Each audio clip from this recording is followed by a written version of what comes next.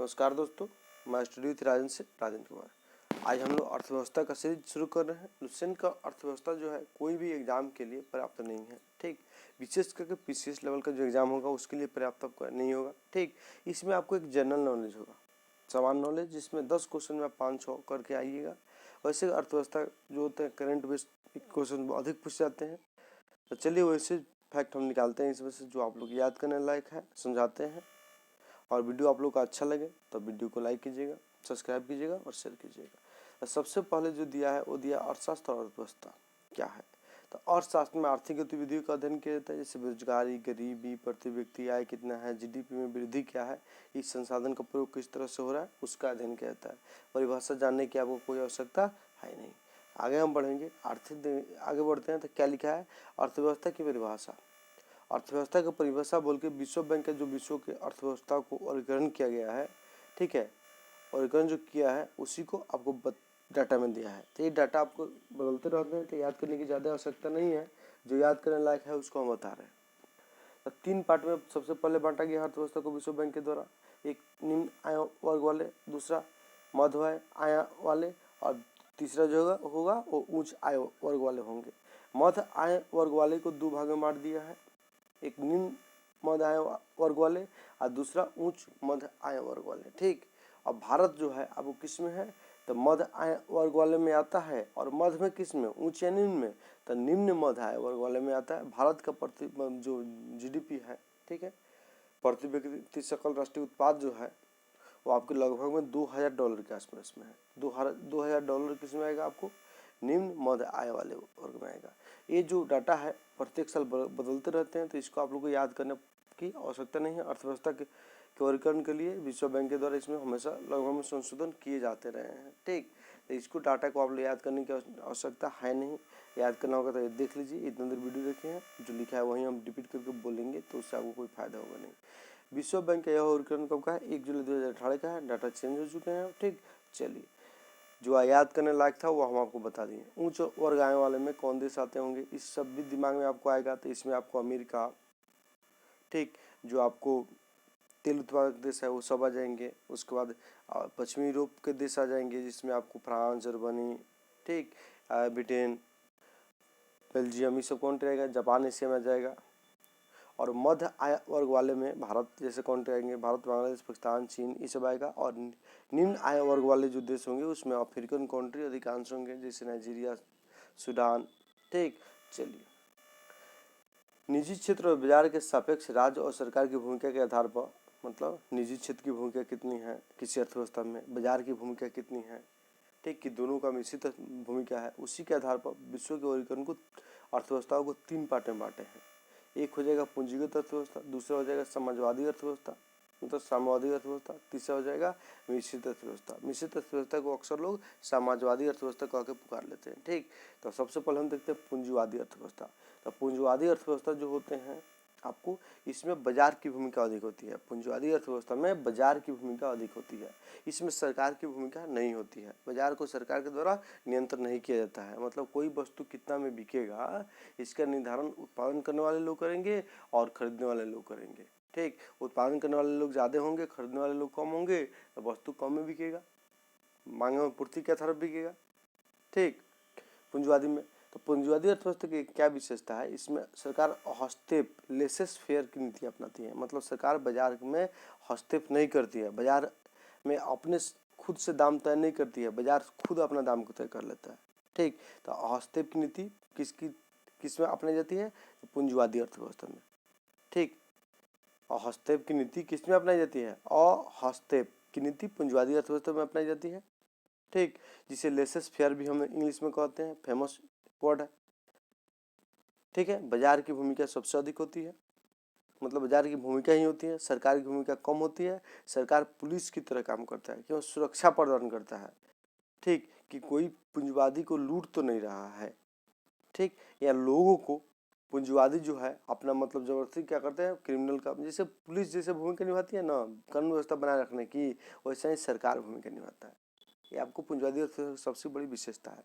इसमें आपको 2 बात याद रखना है, एक इसमें हस्तक्षेप नीति अपनाई जाती है जिसको लेसेस फेयर करते हैं, बाजार सिद्धांत पर यह काम करता है, सरकार पुलिस की तरह काम करती है। पूंजवादी अर्थव्यवस्था जो है पहले अधिकांश पश्चिमी यूरोप, अमेरिका, आज भी मतलब लगभग में है, लेकिन उसमें से कोई भी अर्थव्यवस्था आज पूर्ण रूप से पूंजवादी नहीं है और पूर्ण रूप से साम्यवादी भी नहीं है। ठीक, चलिए, तो पूंजवादी अर्थव्यवस्था का विकास आपको एडम स्मिथ, मोस्ट मतलब फेमस इकोनॉमिस्ट हैं, एडम स्मिथ की पुस्तक द वेल्थ ऑफ नेशन से शुरू हुआ माना जाता है। ठीक, तो एडम स्मिथ की पुस्तक कौन है? The wealth of nation, most में भी है। ठीक, डेट आप लोग याद रखना चाहते हैं तो इसका प्रकाशन 1776 ईस्वी में किया गया था, याद रखिएगा। कब किया गया है? 1776। कब किया गया? 1776। मतलब ये जो डेट आपको लग रहा है अमेरिकन क्रांति से संबंधित लग रहा है, याद कीजिए डेट। ठीक, चलिए नेक्स्ट हम आते हैं राज अर्थव्यवस्था। तो राज अर्थव्यवस्था क्या हो जाती है? पूंजी अर्थव्यवस्था के विपरीत हो जाती है। ठीक, जैसे पूंजी अर्थव्यवस्था में मार्केट की भूमिका रहती है, राज अर्थव्यवस्था में बाजार की भूमिका निम्न हो जाती है, 9 के बराबर होती है। ठीक, राज अर्थव्यवस्था में राज के द्वारा ही सब कुछ निर्धारित किया जाता है। मूल्य कितना रहना चाहिए, एक कलम का दाम कितना रहना चाहिए, ठीक है, वो सरकार निर्धारित करती है। इसमें सरकार क्या करती है? बाजार में हस्तक्षेप करके अपना एक कृत्रिम मूल्य तय कर देती है। ठीक है, तो बाजार में हस्तक्षेप किया जाता है। ठीक, उसके बाद बाजार की भूमिका निम्न रहती है, राज की भूमिका सबसे अधिक होती है। किसमें? तो राज अर्थव्यवस्था में। राज अर्थव्यवस्था को ही हम लोग साम्यवादी अर्थव्यवस्था के नाम से भी जानते हैं। ठीक है ना। चलिए, तो यहीं आपके लिए इतना ही जानना है। सोवियत संघ जो है साम्यवादी अर्थव्यवस्था कहलाता है। 1985 के पहले चीन भी आपको साम्यवादी अर्थव्यवस्था में गणना किया जाता था, लेकिन अब पूंजीवादी अर्थव्यवस्था को धीरे धीरे अपना रहा है। ठीक है, तो आज जो है वर्तमान में कोई भी देश पूर्ण रूप से पूंजीवादी या कोई भी देश पूर्ण रूप से साम्यवादी कंट्री है नहीं। ठीक, सब लोग अपने अपने में आपको वर्तमान परिदृश्य के अनुसार क्या किए हैं? संशोधन किए हैं अपने अपने कामों में। तो जो आप लोग को याद करने लायक था वो हम बता दिए। ठीक, पूंजीवादी अर्थव्यवस्था में जो साम्यवादी अर्थव्यवस्था होता है उसमें क्या होता है कि कोई व्यक्ति कोई काम करता है, ठीक, तो उसको कितना पैसा दिया जाएगा? तो उसके क्षमता के अनुसार काम लिया जाएगा। जितना काम करने का मन हो उतना काम करो, तो क्षमता के अनुसार अपना काम कर लेगा, और जितना जरूरत हो जाए पैसा ले जाओ। मान लीजिए आपको चिकित्सा कराने सुविधा लेना है, बीमारी हो गया है तो आपको 5 लाख की जरूरत है, 1 महीने में ले जाओ 5 लाख ले जाओ। काम करने का मन नहीं है, नहीं मत करो। ये आपको साम्यवादी अर्थव्यवस्था की विशेषता है। ठीक, साम्यवादी अर्थव्यवस्था की विशेषता है, याद रखिएगा कि आप क्षमता के अनुसार काम कीजिएगा और जरूरत के अनुसार पाइएगा। ये आपको, चलिए आगे हम बढ़ते हैं। सामाजिक अर्थव्यवस्था की विशेषता ये भी जान जाइए। और पूर्ण रूप से कुछ सामाजिक देश होगा ना तो आपको जमीन, ठीक, पशु सब पर सरकार का अधिकार होगा। सरकार जो होगी जरूरत के अनुसार लोगों को देगी। जैसे रूस में आपको ये सिद्धांत अपनाया गया है, वहाँ पे पशु पर राज का अधिकार था। दूध लोग अपना उत्पादन करके सरकार के पास पहुँचा देती थी और सरकार जरूरत के अनुसार सबको बांट देती थी। ठीक, अब मान लीजिए हम दूध पहुंचाने जाते हैं तो हमको क्या जरूरत है, मतलब नहीं पहुंचाई जाइए चाहे पहुंचाने चाहिए। अगर आपको रोटी चाहिए, चावल चाहिए, जाइए लेके आइए, मिल जाएगा फ्री में। ठीक, ऐसे अपनाए जा चुके हैं। पहली बार राज अर्थव्यवस्था के सिद्धांत जर्मन दार्शनिक कार्ल मार्क्स के द्वारा दिया गया था। ठीक, ये जर्मन दार्शनिक जो है, क्या नाम उनका? Karl Marx. इन्होंने ही आपको राज अर्थव्यवस्था का सिद्धांत दिया। ठीक, वैज्ञानिक जिसे हम लोग वैज्ञानिक समाजवाद कहते हैं, साम्यवाद कहते हैं। क्या कहते हैं? वैज्ञानिक साम्यवाद कहते हैं। इनकी पुस्तक का नाम बताइए। तो कम्युनिस्ट मैनिफेस्टो, कम्युनिस्ट मैनिफेस्टो, और क्या नाम है पुस्तक का बताइए आप लोग। एक और पुस्तक फेमस पुस्तक इनका है, उनका नाम कमेंट करके हमको बताइए। ठीक, इनके एक दोस्त थे एंगल, दोनों आदमी मिलकर आपको सामाजिक अर्थव्यवस्था के लिए बहुत काम किया है। ठीक, तो एक किताब जो है, दूसरा जो किताब है उनका, एक कम्युनिस्ट मैनिफेस्टो है और दूसरा क्या है सोच लिए होंगे आप लोग, तो दास कैपिटल है। ठीक, चलिए आगे हम आते हैं। जो एक वैज्ञानिक समाजवाद के जनक कार्ल मार्क्स हैं, जो एक अर्थव्यवस्था के तौर पर पहली बार कहाँ अपनाया गया था? तो सोवियत संघ में आपको बोल्शेविक क्रांति के बाद अपनाया गया था। बोल्शेविक क्रांति माने अक्टूबर क्रांति। ठीक, मोन्सोविक नहीं, मोन्सोविक क्रांति फरवरी में घटित हुई थी 1917 में। 6 माह इसमें लोकतंत्र को अपनाया गया था। मोन्सोविक क्रांति में 6 माह तक ही चला।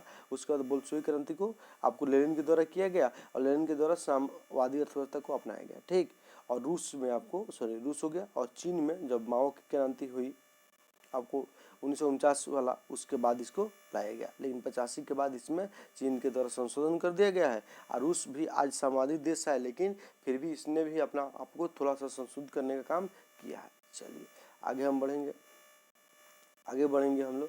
तो आगे आएंगे मिश्रित अर्थव्यवस्था। तो मिश्रित अर्थव्यवस्था में क्या होता है, जैसे हम लोग पूंजीवादी अर्थव्यवस्था देखें, साम्यवादी या राज्य अर्थव्यवस्था देखें, और पूंजीवादी अर्थव्यवस्था को बाजार अर्थव्यवस्था के नाम से भी आप लोग जानिएगा।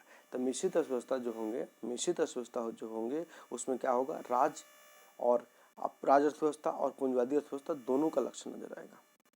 ठीक, कुछ वस्तु जो होगी जरूरत की, आपके मतलब ज़्यादा जरूरत की नहीं होगी, जीवन मरण का प्रश्न नहीं होगा, तो उसमें क्या किया जाएगा, आपको बाजार पर छोड़ दिया जाएगा। और दवाइयाँ जो होगा, भोजन जो आपका होगा, उसको क्या किया जाएगा, राज्य के द्वारा नियंत्रित किया जाएगा, राज्य के द्वारा उसका दाम तय किया जाएगा, राज्य के द्वारा मार्केट में इंटरफेयर किया जाएगा। ठीक, तो ये आपको होते हैं मिश्रित अर्थव्यवस्था, जिसमें आपको राज्य अर्थव्यवस्था और पूंजी अर्थव्यवस्था दोनों का मिश्रण मिलता है। ठीक, दोनों का मिश्रण होता है। भारत इसका मोस्ट अच्छा एग्जाम्पल है, इंडोनेशिया भी है, मलेशिया भी है, ये सब है। ठीक, चलिए केन्स ने सुझाव दिया था कि जितने भी पूंजीवादी अर्थव्यवस्था है उन्हें साम्यवादी अर्थव्यवस्था की ओर कदम बढ़ाना चाहिए।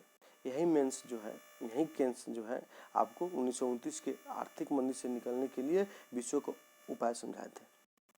क्या किए थे, आर्थिक मंदी से निकलने के लिए विश्व को उपाय सुझाए थे। ठीक, वही केन्स है। चलिए आगे बढ़ते हैं। और लॉज जो थे, प्रोफेसर लॉज, उन्होंने क्या बोला था कि साम्यवादी अर्थव्यवस्था को पूंजीवादी अर्थव्यवस्था की ओर कदम बढ़ाना चाहिए। तो दोनों आदमी का बात मान के, प्रोफेसर लॉज और आपको केन्स का बात मान के, विश्व की अर्थव्यवस्थाएं जो है एक दूसरे की ओर आगे बढ़ रही है। ठीक, और एक दूसरे की ओर जो भी जरूरी संशोधन करना होता है वो कर रही है। चलिए, बंद अर्थव्यवस्था वो अर्थव्यवस्था है जिसमें न तो निर्यात और न ही आयात होती है। मतलब बंद अर्थव्यवस्था जो होता है, ठीक, अक्सर क्या होती है, साम्यवादी कंट्री का अर्थव्यवस्था होती है। इसमें न तो निर्यात किया जाएगा न ही आयात किया जाएगा, पूरी तरह से सीमा क्या होगा, बंद होगा बाजार। ऐसी अर्थव्यवस्था का शेष विश्व से कोई संबंध नहीं होता है। चलिए अर्थव्यवस्था के क्षेत्र में, तो भारत की अर्थव्यवस्था क्या है, खुली अर्थव्यवस्था है। ठीक, अर्थव्यवस्था का क्षेत्र और आर्थिक गतिविधियों को हम देखें तो इसको मुख्य रूप से 3 पार्ट में बांटते हैं। ठीक, 3 पार्ट में बांटते हैं। आजकल क्या किया जाता है कि 5 पार्ट में इसको बांटने लगा गया है। ठीक, लेकिन मुख्य रूप से 3 पार्ट आप लोग याद रखिए, और 3 पार्ट जो होते हैं वो आपको याद करने लायक जरूरी भी है, क्योंकि 3 पार्ट जो होते हैं उसी को विस्तृत रूप के करके 5 कर दिया गया है। तो हम पहले 3 देखते हैं। तो 3 जो होते हैं उसमें क्या होता है, एक होता है प्राथमिक सेक्टर, दूसरा क्या होता है द्वितीयक सेक्टर, और तीसरा तृतीयक सेक्टर। ठीक, तो हम बारी बारी से देखते हैं कि प्राथमिक सेक्टर क्या है। आसान शब्द में आप लोग को हम बता रहे हैं कि प्राथमिक सेक्टर जो होते हैं उसमें जो आपको प्राकृतिक के द्वारा हम याद करने का तरीका बना है, मुक्त आपको मिले। जैसे पेड़ पौधा लगाइएगा, कृषि कीजिएगा तो प्राकृतिक के काम कीजिएगा, प्राकृतिक की गोद में काम कीजिएगा, ये सब प्राकृतिक से आपको मुक्त मिलेंगे। जल उल सब कुछ आप कृषि कर लीजिएगा। ठीक, तो जितने कृषि गतिविधियां हैं, पशुपालन हो गए, कृषि गतिविधियां में ही पशुपालन आती है, तो ये क्या हो जाएगा, प्राकृतिक, मतलब प्राथमिक सेक्टर हो जाएंगे। मतलब कृषि और पशुपालन जो होते हैं गतिविधियां कृषि सेक्टर से आती है। इसके साथ खदान जो होते हैं प्राकृतिक समय प्राप्त होते हैं, तो उनका खनन कीजिएगा तो वो भी प्राथमिक सेक्टर के अंग आ जाएंगे। मतलब कृषि और खदान प्राथमिक सेक्टर के अंग है। कृषि में आपको क्या हो जाएंगे, आपको पशुपालन भी सम्मिलित होता है। तो याद रखने का तरीका है। चलिए अब यहाँ पे आपका बात समझते हैं। प्राथमिक क्षेत्र अर्थव्यवस्था का वह क्षेत्र प्रत्यक्ष रूप से प्रजनन और खनिज जैसे प्राकृतिक संसाधनों से है। देख रहे हैं, प्राकृतिक संसाधन से आपको मिला है। कृषि, पशुपालन, मत्स्य पालन, खनन, इनके संबंध गतिविधियां हैं। अब कृषि में ही आपको कृषि, पशुपालन और मत्स्य पालन को शामिल किया जाता है, और खनन आपको बता ही दिए हैं। इससे संलग्न श्रम की प्रकृति को रेड कॉलर जॉब के जरिए संकुचित किया जाता है, क्योंकि इसमें मेहनत ज़्यादा होता है। ठीक, चलिए द्वितीयक सेक्टर जो होता है वो क्या करता है, प्राथमिक सेक्टर से उत्पाद को लेके, ठीक, उसका रूप बदल देता है। उसका क्या करता है, रूप या नए नए चीज़ का निर्माण करता है। मतलब जितने भी निर्माण करने वाले गतिविधियाँ है, विनिर्माण गतिविधियाँ इसमें शामिल किया जाएगा। ठीक, जैसे उद्योग जो भी होगा उसमें शामिल हो जाएगा, चाहे छोटा उद्योग हो या बड़ा उद्योग हो। ठीक, तो अर्थव्यवस्था कोष से जो प्राथमिक क्षेत्र के उत्पादों को अपने गतिविधियों में कच्चे माल की तरह उपयोग करता है। द्वितीयक सेक्टर कराता है, जैसे लोहा इस्पात उद्योग हो गया, वस्त्र उद्योग हो गया, वाहन हो गया, इलेक्ट्रॉनिक्स आदि हो गया। वास्तव में इस क्षेत्र में विनिर्माण कार्य होता है, इस कारण से ही इसे औद्योगिक क्षेत्र भी कहा जाता है। इससे लगे कुल कुशल श्रमिकों को व्हाइट कॉलर के नाम से जानते हैं, क्योंकि उनको मेहनत करना नहीं पड़ता है, और जो मेहनती जो लोग होते हैं उसको ब्लू कॉलर के नाम से जानते हैं। देखते हुए कंपनी में व्हाइट कपड़ा पहनेंगे लोग, अफसर टाइप के लोग, ठीक, प्रबंधक लोग जो होंगे वो, और ब्लू कॉलर जो पहनेंगे, ब्लू कपड़ा पहनेंगे लेबर लोग। तो इस तरह से हम लोग समझ गए द्वितीयक सेक्टर क्या होता है। और तृतीयक सेक्टर में क्या होता है, प्राथमिक सेक्टर और द्वितीयक सेक्टर के विकास के लिए ये लोग क्या करता है, सहयोग देता है तृतीयक सेक्टर वाले लोग। बात समझ में आया, आ रहा है ना, कि प्राथमिक सेक्टर और द्वितीयक सेक्टर के विकास कार्य करने के लिए, उनको मतलब निष्पादित करने के लिए, कार्यों को निष्पादित करने के लिए ये लोग क्या करते हैं, तृतीयक सेक्टर वाला सहयोग करता है। जैसे शोध करने वाले वैज्ञानिक आ जाएंगे, डॉक्टर हो जाएंगे, टीचर हो जाएंगे, परिवहन गतिविधियाँ हो जाएगी, ठीक, बैंकिंग पैसा देता है लोन के रूप में, वो सब हो जाएगा, बीमा हो जाएगा, ये सब क्षेत्र क्या हो जाएगा, तृतीयक सेक्टर में हो जाएंगे। तो कोई भी अर्थव्यवस्था जो होगा विश्व में, ठीक, आपको जैसे बताए हैं कि विकासशील, विकसित और विकसित में बांटा जाएगा। तो जो विकसित अर्थव्यवस्था होगी उसमें तृतीयक सेक्टर का योगदान अधिक होगा, और जो निम्न विकसित अर्थव्यवस्था होगी, ठीक है, अभी विकासशील की अवस्था में होगी या निम्न विकसित होगी, उसमें आपको क्या होगी, प्राथमिक सेक्टर में का योगदान अधिक होगा, ठीक। और जैसे जैसे कोई अर्थव्यवस्था कम विकास से उच्च विकास की ओर बढ़ते जाएगी, तो उसमें क्या हो जाएगा, तृतीयक सेक्टर का योगदान बढ़ते जाएगा, और प्राथमिक सेक्टर का योगदान और जीडीपी में क्या हो जाएगा, घटते जाएगा। बात समझ में आ रहा है ना, आ रहा है ना, चलिए, ठीक, चलिए।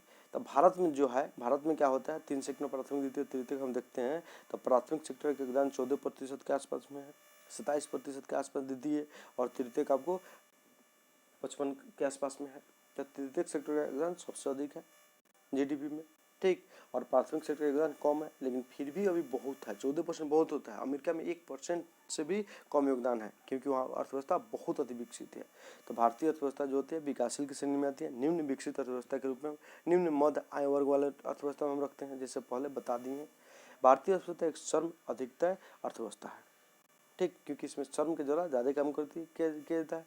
तृतीयक क्षेत्र भारतीय अर्थव्यवस्था के सकल राष्ट्रीय उत्पाद में सबसे अधिक योगदान करता है। मतलब किए हैं कि जीडीपी में जो होता है तृतीयक सेक्टर का योगदान सबसे अधिक होता है। अब ये जीडीपी क्या है उसको हम आगे बताएंगे, ठीक। आर्थिक विकास और अब देखिए यहाँ पे 3 हम लोग सेक्टर बांट दिए, अब 2 और लेते हैं, एक होता है चतुर्थ सेक्टर, एक होता है पंचम सेक्टर। तो चतुर्थ सेक्टर में अगर कोई आपसे जबरदस्ती बना के क्वेश्चन पूछे तो संचार वाला चीज़ रखते हैं, संचार गतिविधि वाला जो भी चीज़ है, कंप्यूटर के समय चीज़ आपको कहाँ रहेंगे, चतुर्थ में। और पंचम में जो होते हैं उसमें उच्च क्लास के वर्क रखे जाएंगे, जैसे प्रबंधक हो गए, कोई कंपनी का मैनेजमेंट करने वाले लोग होंगे, ठीक है, हाई स्किल पीपुल आपको किस में आएंगे, तो पंचम सेक्टर में आएंगे। चलिए इतना आप लोग बता दें। आर्थिक समृद्धि और आर्थिक विकास। अब आर्थिक समृद्धि और आर्थिक विकास क्या है, तो आर्थिक वृद्धि और आर्थिक विकास बहुत बड़ा डिफरेंस है। अब डिफरेंस क्या है, ठीक, सबसे पहले हम देखते हैं दोनों में क्या डिफरेंस है। तो ये आर्थिक समृद्धि जो है मात्रात्मक है, और आर्थिक विकास क्या है, गुणात्मक है। मेन अंतर नहीं होता है कि आर्थिक समृद्धि जो होता है क्या होता है, मात्रात्मक है, और आर्थिक विकास जो होता है आपको क्या होता है, गुणात्मक है, ठीक। इसमें क्या किया जाता है, प्रति व्यक्ति आय में कितनी वृद्धि हुई, ठीक, और उसके बाद जीडीपी में कितना वृद्धि हुआ, ये सब देखा जाएगा। इससे पर्यावरण को कितना हानि हुआ, लोगों का शिक्षा स्तर बढ़ रहा है कि नहीं, लोगों का खान पान अच्छा हो रहा है कि नहीं, लोगों का स्वास्थ्य बढ़ रहा है कि नहीं, इस सब पर ध्यान वृद्धि में नहीं दिखा जाएगा। वृद्धि में आपको मतलब रहेगा कि डाटा से, कि डाटा हमारा बढ़ रहा है कि नहीं। तो ये क्या हो गया आपको, ये क्या होगा बताइए, मात्रात्मक हो गया। वहीं विकास में क्या देखा जाएगा, हमारे देश के लोग कितना शिक्षित हुए, लोग कितना खा रहे हैं, मतलब लोग स्वस्थ हैं कि नहीं है, पर्यावरण को कितना हम लोग नुकसान पहुंचा के काम कर रहे हैं कोई। तो ये सब आपको आर्थिक विकास की गणना हो जाएगी, ठीक। तो ये क्या हो जाएगा, गुणात्मक हो जाएगा। वही बात आपको इसमें लिखा होगा। और कोई भी देश की आर्थिक वृद्धि को मापना होगा तो प्रति व्यक्ति आय में निकाला जाता है, ठीक। प्रति व्यक्ति आय ही सबसे अच्छा आर्थिक समृद्धि का मानक होता है, समझ में। चलिए आगे हम बढ़ते हैं। आर्थिक विकास के बारे में बताइए दीजिए, गुणात्मक होता है, आर्थिक विकास क्या होता है, गुणात्मक होता है, ठीक। इसके साथ साथ परिणात्मक भी होता है। मतलब आर्थिक विकास जो होता है आर्थिक समृद्धि का विस्तृत रूप है। जैसे यहाँ पे हम लिखते हैं आर्थिक समृद्धि, आर्थिक समृद्धि, तो ये आर्थिक समृद्धि होगा। आर्थिक विकास का गोला बड़ा हो जाएगा। आर्थिक विकास का गोला क्या हो जाएगा, बड़ा हो जाएगा। इसमें हम लोग क्या लिख देंगे, इसमें गुणात्मक विकास में लिख देंगे। समृद्धि के साथ साथ आपको स्वास्थ्य, ठीक, प्रति व्यक्ति आय और उसके साथ साथ शिक्षा, ठीक, पर्यावरण को नुकसान होने वाले कारक, इस सबको हम लोग इसमें शामिल करेंगे। ठीक, चलिए आगे हम बढ़ते हैं। आर्थिक विकास आप लोग समझ गए। अब देखिए आर्थिक विकास में हम कुछ योगदान अर्थव्यवस्था का परिभाषा के रूप में देखते हैं कि कैसे परिभाषित किया जाता है। अमर्त्य सेन जो भारतीय मूल के अर्थशास्त्री हैं, जिन्हें 1998 में नोबेल प्राइज से नवाजा गया था, ठीक, कल्याणकारी अर्थव्यवस्था के क्षेत्र में काम करने के लिए। ठीक, तो ये अमर्त्य सेन जो है यह क्या बोलते हैं कि आर्थिक विकास का मतलब हुआ कि अधिकारिता और क्षमता में विकास हो। मतलब आपके अंदर, पब्लिक के अंदर क्षमता में विकास हो। जैसे आप लेबर हैं, लेबर क्लास का काम करते हैं, तो और आपकी क्षमता वृद्धि होगी, विभिन्न प्रकार के काम कर सके। मतलब आप में विकास हुआ है, कौशल डेवलप हुआ है, तब ना आप पढ़ा भी सकते हैं। उसके बाद आप साइकिल, मतलब साइकिल उद्योग में भी काम कर सकते हैं, बहुत सारे काम कर सकते हैं। ठीक, तो देखिए कि जो पढ़े लिखे लोग होंगे वो लेबर के काम के साथ ऑन काम कर सकते हैं, लेकिन जो पढ़े लिखे नहीं होंगे वो सिर्फ लेबर का काम करेंगे। तो क्या हुआ है, उनके क्षमता में विकास नहीं हुआ है। तो क्षमता में जब विकास होगा तो आर्थिक विकास होगा। ये बात कौन बोले हैं, तो अमर्त्य सेन बोले हैं। वही महूल हक जो क्या बोले हैं, आर्थिक विकास को गरीबी के विरुद्ध लड़ाई के रूप में परिभाषित करते हैं। ठीक, इन लोग का दोनों का योगदान आपको आर्थिक विकास का मापन में, मानव विकास सूचकांक जो निकाला जाता है, ठीक, उसके मापन में दोनों अर्थशास्त्रियों का योगदान है। आगे हम थोड़ा देर में उसके बारे में चर्चा करेंगे। आर्थिक समृद्धि जो होता है आपको बताइए दी कि क्या है, परिणात्मक है। ठीक, और ये जो होता है आर्थिक विकास जो होता है परिणात्मक साथ साथ क्या होता है, गुणात्मक होता है। चलिए वीडियो समझ में आए तो वीडियो को शेयर कीजिए। चलिए, किस देश की आर्थिक विकास प्राकृतिक संसाधन, पूंजी निर्माण एवं बाजार के आकार पर निर्भर करता है। मतलब कोई देश कितना विकास करेगा, प्राकृतिक संसाधन वहाँ पे कितना है, पूंजी निर्माण मतलब लोग कितना बचा रहा है। पूंजी निर्माण का मतलब क्या हुआ, सेव करके कितना निवेश कर रहे हैं। ठीक, मान लीजिए हम 100 रुपये कमाते हैं, 100 रुपये हम कमाते हैं और आपको 40 रुपये बचा लेते हैं। ठीक, और 40 रुपये में क्या करते हैं, निवेश, कहीं नया काम करने के लिए हम 30 रुपये निवेश करते हैं, तो हमारा पूंजी निर्माण क्या हो गया, 30 रुपया हो गया। ठीक, अब आपको कहिएगा 10 रुपये का हो गया, तो 10 रुपये हम अपना बैंक में नहीं, सरकार वाला बैंक में घरे छुपा कर रख लेंगे। ऐसा होता है। तो घरे अगर 40 रुपये छुपा लीजिएगा तो पूंजी निर्माण 0 हो जाएगा। ठीक, लेकिन अगर 40 रुपये बाजार में निवेश कर दीजिएगा तो पूंजी निर्माण क्या होता है, 40 होगा। और 100 कमाए, 100 खा गए, खर्च कर दिए, तो पूंजी निर्माण क्या होगा, 0 हो गया। तो पूंजी निर्माण बाजार के आकार पर निर्भर करता है किस देश का आर्थिक विकास कितना हो रहा है। आर्थिक विकास के माप के लिए और शास्त्रियों के द्वारा 4 प्रकार के उपागम का प्रयोग किया जाता है। उसमें आपको एक ही याद करना है, एक ही के बारे में जानना है, वहीं आपसे क्वेश्चन पूछेगा ही। तो पहला क्या है, आधारभूत आवश्यकता प्रत्यागम। ठीक है, जीवन की भौतिक गुणवत्ता निर्देश प्रत्यागम, कोई आवश्यकता नहीं है, यहाँ से आगे बढ़िए। और क्रय शक्ति क्षमता उपागम। क्रय शक्ति क्षमता उपागम जो होते हैं, इस क्रय शक्ति क्षमता के आधार पर भारतीय अर्थव्यवस्था को तीसरी विश्व की बड़ी अर्थव्यवस्था बताया जाता है। ठीक, तीसरी सबसे बड़ी अर्थव्यवस्था बताई जाती है। प्रथम स्थान पर चीन और द्वितीय स्थान पर अमेरिका है, ये बात आप लोग याद रखिएगा। चलिए आगे हम बढ़ते हैं। ठीक, मानव विकास सूचकांक। मानव विकास सूचकांक जो होता है, और यहाँ पे आपको कन्फ्यूजन हो जाएगा कि सब तीसरा बोल रहे हैं, तीसरा क्या, क्रय शक्ति क्षमता है। ठीक, और इस तरह से जीडीपी के अनुसार देखिएगा तो भारतीय अर्थव्यवस्था अभी 6ठी सबसे बड़ी अर्थव्यवस्था है विश्व की। ठीक, 6ठी सबसे बड़ी अर्थव्यवस्था है। प्रथम स्थान पर कौन है, अमेरिका है। दूसरे स्थान पर कौन है, चीन है। तीसरे स्थान पर कौन है, जापान है। ठीक, और चौथे स्थान पर कौन है, जर्मनी है। 5वां स्थान पर यूके है। ठीक, चलिए आगे बढ़ते हैं। आगे हम देखेंगे तो जितना बताना है उतना ही बता रहे हैं, फालतू चीज मत याद कीजिएगा, हम पे विश्वास कीजिए। और हमसे विश्वास करके पढ़ रहे हैं तो आराम से बनाइए, पढ़िए हमसे और जाके क्वेश्चन बैंक बनाइए, आपको विश्वास हो जाएगा। फालतू चीज़ रट माथा पर कहीं बाल उड़ा लीजिएगा, कोई फायदा नहीं होगा। हम जितना आपको बताया उसको पढ़िए, आप पढ़ के जाके एग्जाम दीजिए। और लुसेंट पर निर्भर आप हैं तो हमसे पढ़िए। वैसे पीसीएस लेवल का एग्जाम देते होंगे तो लुसेंट से काम आपको चलने वाला नहीं है। एक ऑथेंटिक बुक पढ़िएगा। आप जनरल जो सिपाही का बहाली आता है, एसएससी का बहाली जो होता है जिसमें जीएस की भूमिका कम होती है, वैसे एग्जामों के लिए लुसेंट का इकोनॉमिक्स काम करेगा जिसमें जीएस की भूमिका कम होती है। और जीएस की भूमिका जहाँ ज़्यादा होती है वहाँ पे इसका अर्थव्यवस्था बहुत कम काम करेगा, क्योंकि उसको अच्छा से हम लोग को अर्थव्यवस्था पढ़ना पड़ेगा। ठीक, चलिए तो मानव विकास सूचकांक हम देखते हैं। क्या देखते हैं, मानव विकास सूचकांक। मानव विकास सूचकांक जो होता है यूएनडीपी के द्वारा जारी किया जाता है। किसके द्वारा जारी किया जाता है, यूएनडीपी के द्वारा जारी किया जाता है। ठीक, किसके द्वारा जारी किया था? यूएनडीपी के द्वारा, मतलब यूनाइटेड नेशन डेवलपमेंट प्रोग्राम। इसको 1990 में शुरू किया गया था 2 अर्थशास्त्रियों द्वारा। एक महबूब हक पाकिस्तान के, मतलब वर्तमान बांग्लादेश, आप उस समय पाकिस्तान के अर्थशास्त्री थे, मतलब नाम रख लिया जाता है। ठीक, चलिए, और अमरसेन जो थे भारत के अर्थशास्त्री थे। ठीक, तो दोनों ने आपको मानव विकास सूचकांक जारी किया। मेन योगदान जो था वो महबूब उल हक का था और अमरसेन उनके सहयोगी थे।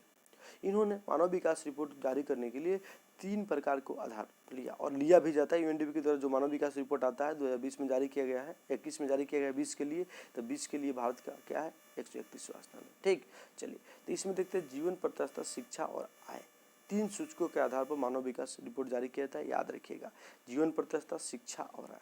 आय में प्रति व्यक्ति है, ठीक, साक्षरता दर शिक्षा में लिया जाता है। जीवन प्रत्याशा में आप कितने दिन जी रहे हैं उसको शामिल किया जाता है। संयुक्त राष्ट्र द्वारा पहला मानव विकास रिपोर्ट 1990 में जारी किया जाता है। प्रत्येक वर्ष इसे संयुक्त राष्ट्र विकास कार्यक्रम यूएनडीपी द्वारा प्रकाशित किया जाता है। मानव विकास सूचकांक का उच्चतम मान क्या होता है? 1 होता है, न्यूनतम 0 होता है, उसके बीच में रखा जाता है। ठीक, इतना ही आपको यहाँ से जानना है। मस्ट भी आपके ये है, जानना ही है आपको। और मानव विकास सूचकांक के आधार पर विभिन्न प्रकार की अर्थव्यवस्था को हम इस तरह से बांटते हैं: निम्न मानव विकास वाले देश, मध्य आय वाले विकास वाले देश, और उच्च मानव विकास वाले देश, बहुत ऊंच वाले मानव विकास वाले देश। इसकी जानने की आपको आवश्यकता नहीं है। चलिए, एक ऐसा वर्ष रहा जिस वर्ष आपको मानव विकास सूचकांक का रिपोर्ट जारी नहीं हुआ, वो रहा 2012। संयुक्त राष्ट्र विकास कार्यक्रम, जैसे यूएनडीपी के बारे में हम पहले जो बता दिए हैं, इसका मुख्यालय कहाँ है? न्यूयॉर्क में है। ठीक, कहाँ है? न्यूयॉर्क में है। ठीक, ये आपको यूएनडीपी गरीबी उन्मूलन, असमता को कम करने हेतु काम करता है। ठीक, इतना जानना है कि इसका मुख्यालय यूएनडीपी के कहाँ है? तो न्यूयॉर्क में। यूएनडीपी मानव विकास सूचकांक जारी करता है, इतना आप लोग को बता दिए, बाकी सब जानने की आपको आवश्यकता नहीं है। और मानव विकास 2000 रिपोर्ट 2021, इसको देखने की आवश्यकता नहीं है, आराम से। भले 19 को देखने की आवश्यकता नहीं है, 21 देखिए, नया करंट अफेयर पढ़िएगा, वहाँ पे मिलेगा। 21 में मानव विकास रिपोर्ट में भारत का स्थान क्या है? 131वां। ठीक, और आप बाद में जिस सन में पढ़ रहे हैं, जहाँ एग्जाम देने जा रहे हैं, उसका करंट पढ़िए, करंट से इसको देखिए, यहाँ पे जानने की आवश्यकता नहीं है। ठीक, चलिए, अब यहाँ पे कुछ अंतर्राष्ट्रीय संस्थान द्वारा जो रिपोर्ट जारी किया जाता है, उस रिपोर्ट के बारे में चर्चा किया गया है। आजकल ट्रेंड देख रहे हैं कि यूपीएससी के पीटी में एक क्वेश्चन यहाँ से पूछते जाते हैं, और उसका फॉलो करते हुए अन्य एग्जामों में भी यहाँ से क्वेश्चन पूछा जाता है कि कौन सा रिपोर्ट कौन जारी करता है। तो इसको हम लोग देखते हैं। तो मानव विकास सूचकांक जो है, मानव विकास सूचकांक अभी बताए हैं कि इसको जारी कौन करता है? तो संयुक्त राष्ट्र विकास कार्यक्रम यूएनडीपी के द्वारा जारी किया जाता है। लिंग मूलक असमता सूचकांक, ये भी यूएनडीपी के द्वारा जारी किया जाता है कि लिंग के आधार पर कितना असमता है देश में, इसको बताता है। ठीक, उस तरह से कारोबार सुगंधता सूचकांक, ease of doing business report, इसको विश्व बैंक के द्वारा जारी किया जाता है। मस्ट में भी है। वैश्विक प्रतिस्पर्धा सूचकांक, वैश्विक प्रतिस्पर्धा सूचकांक जो होते हैं उसको जारी किया जाता है आपको वर्ल्ड इकोनॉमिक फोरम के द्वारा। यहाँ पे एक छूट गया हमसे, ADG, क्या है? SDG, sustainable development goal. इसके तहत 17 गोल को आपको 2015 में अपनाया गया। 2030 तक इस 17 गोल को आपको पूरा करना है, याद रखिएगा। SDG संयुक्त राष्ट्र के द्वारा SDG को अपनाया गया है। उसी के लेकर विश्व में रिपोर्ट जारी किया जाता है कि कौन देश कितना, मतलब SDG गोल को अपनाने में आगे है। तो हम इसको देखते हैं, इसको जारी कौन करता है? इसको जारी करने वाला जो संस्था है वो है sustainable development solution network, SDG, तथा वाटलर समन स्टीगन न्यूयॉर्क रिपोर्ट, मतलब दोनों आदमी जारी करता है। इसमें आपको जानना क्या है? आपको जानना है कि इसको मेन रूप से जारी कौन करता है? SDG को, सस्टेनेबल डेवलपमेंट गोल को जारी कौन करता है? तो सस्टेनेबल डेवलपमेंट सोल्यूशन नेटवर्क, इतना ही याद रखिए। SDSN के द्वारा इसको जारी किया जाता है। वैश्विक प्रतिस्पर्धा सूचकांक, इसको वर्ल्ड इकोनॉमिक फोरम के द्वारा जारी किया जाता है। वैश्विक लिंग मूलक अंतराल सूचकांक, इसको जारी करता है आपको वो economic forum, world economic forum. देखिए, यहाँ पे है वैश्विक लिंग मूलक अंतराल, और यहाँ पे है लिंग मूलक असमता सूचकांक। ठीक, दोनों में अंतर है, याद रखिएगा। तो वैश्विक लिंग मूलक अंतराल सूचकांक वर्ल्ड इकोनॉमिक फोरम को द्वारा जारी किया जाता है। वर्ल्ड इकोनॉमिक फोरम का हर साल बैठक जो होता है आपको स्विट्जरलैंड में होता है, याद रखिएगा। हर साल किसी कारणवश, जैसे इस साल कोविड-19 आया था, जिसके कारण आपको सिंगापुर में आयोजन किया गया, लेकिन हर साल दावेस में होता है, सिंगापुर के दावेस नामक शहर में। ठीक, उस तरह से वैश्विक सोशल मोबिलिटी सूचकांक, वैश्विक सोशल मोबिलिटी सूचकांक जो है उसको भी वर्ल्ड इकोनॉमिक फोरम के द्वारा जारी किया जाता है। कौन किस रैंक पर है? प्रथम कौन है? भारत का क्या स्थान है? आपको जिस साल एग्जाम देने जाइएगा उसी साल का याद कीजिएगा। ठीक, global travel and tourism competitiveness सूचकांक, इसको ज़्यादा याद करने की जरूरत नहीं है, मतलब ट्रैवल और टूरिज्म के लिए कंपटीशन में कौन किसका कितना स्थान है ये भी जारी करता है वर्ल्ड इकोनॉमिक फोरम के द्वारा। ठीक है, ग्लोबल हंगर रिपोर्ट मोस्ट बेबी है, इसको जारी किया जाता है इफ आपको वेलर हंगर वाइफ एंड कंसल्ट वर्ल्ड लाइफ रिपोर्ट के द्वारा। ठीक, मतलब वेल हंगर हाइप तथा कंसर्न वर्ल्ड लाइफ के द्वारा। ठीक, इफ्री नामक संस्था के द्वारा जारी किया जाता है, इतना आप लोग जानिए, बाकी सब बताइए।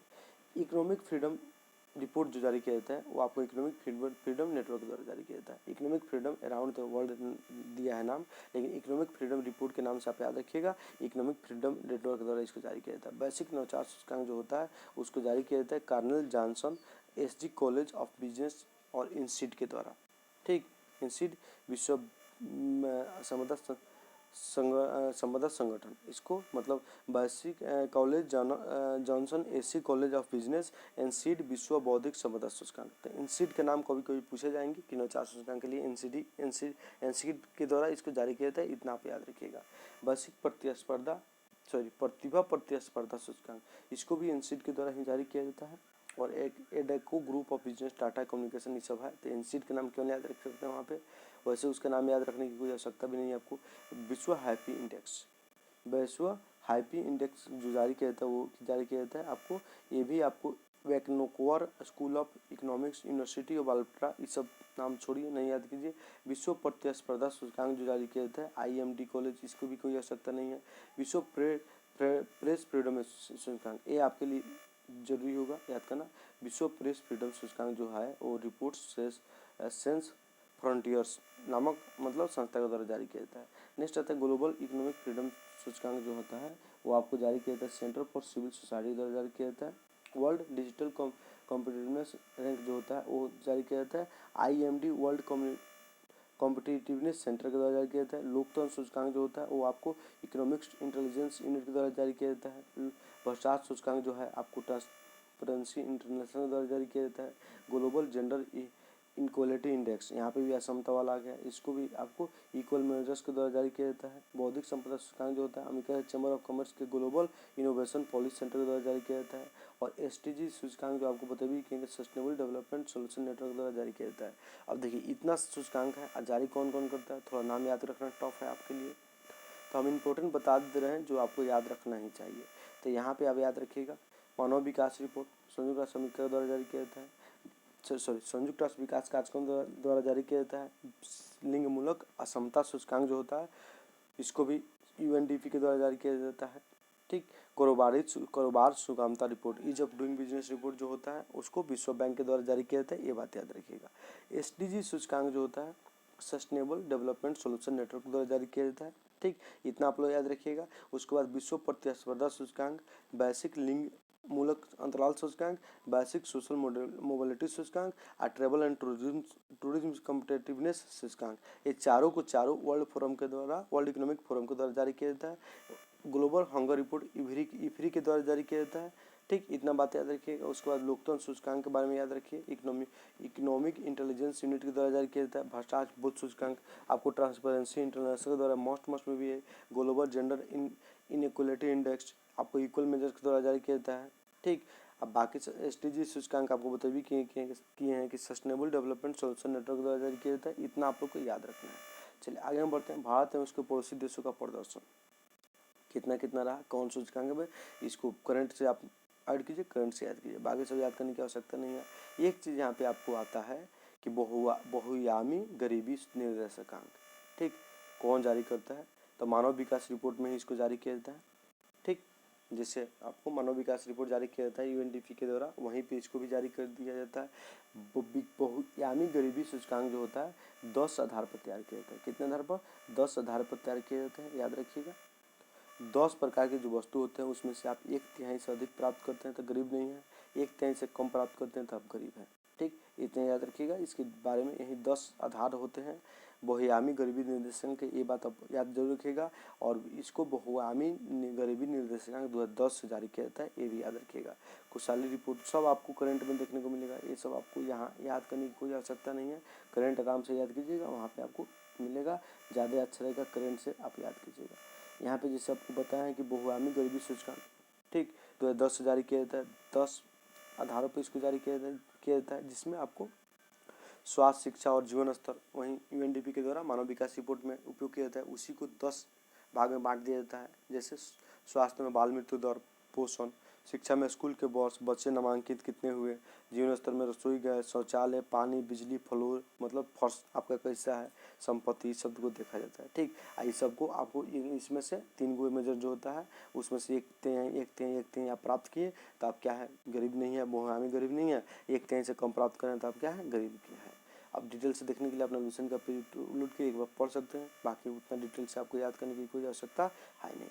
ठीक, अब इनके अनुसार बहुआयामी गरीबी सूचकांक के अनुसार निर्धन कौन है, तो 1/3 जो प्राप्त किए इनमें से अधिक प्राप्त किए वो निर्धन नहीं है, 1/3 से कम प्राप्त किए वो निर्धन है। उपयुक्त वस्तुगत अभिलक्षणों के आधार पर सभी व्यक्तियों को बहुआयामी गरीब माना जाएगा जो 1/3 या इससे अधिक आयामों से वंचित है। बता दिए, इससे ज़्यादा नहीं पूछेगा तो नहीं पूछेगा, ये भी बहुत कम लोग को याद रहता है। ठीक है, आप लोग भी अगर हमसे पहले पढ़े होंगे लुसेंट को तो आप ज़्यादा ध्यान नहीं दिए होंगे, फालतू चीज़ गुस्सा भरा होगा दिमाग में, तो सबसे बचिए और वीडियो को शेयर कीजिए, दोस्त लोग को भी बताइए, क्योंकि स्वार्थ भरा स्टडी ठीक नहीं होता है। ठीक, चलिए बाकी सब करंट में जो डाटा आएगा वहाँ पे आप लोग को करंट बताएंगे तो हम समझे भी करेंगे। तो हमारे से पढ़ने के लिए करंट से जुड़िए और चैनल से जुड़िए, निश्चित ही आपको फ़ायदा होगा। ठीक, यहाँ पे बीपीएससी लेवल तक मटेरियल मतलब पीसीएस लेवल तक मटेरियल आपको मिलेंगे, चाहे वो एग्जाम कोई भी हो, वहाँ पे काम करेगा आपके लिए। ठीक, चलिए ठीक है दोस्तों, अगर वीडियो अच्छा लगा हो तो वीडियो को शेयर कीजिए, सब्सक्राइब कीजिए चैनल को और वीडियो लाइक कीजिए। ठीक है दोस्तों, नमस्कार।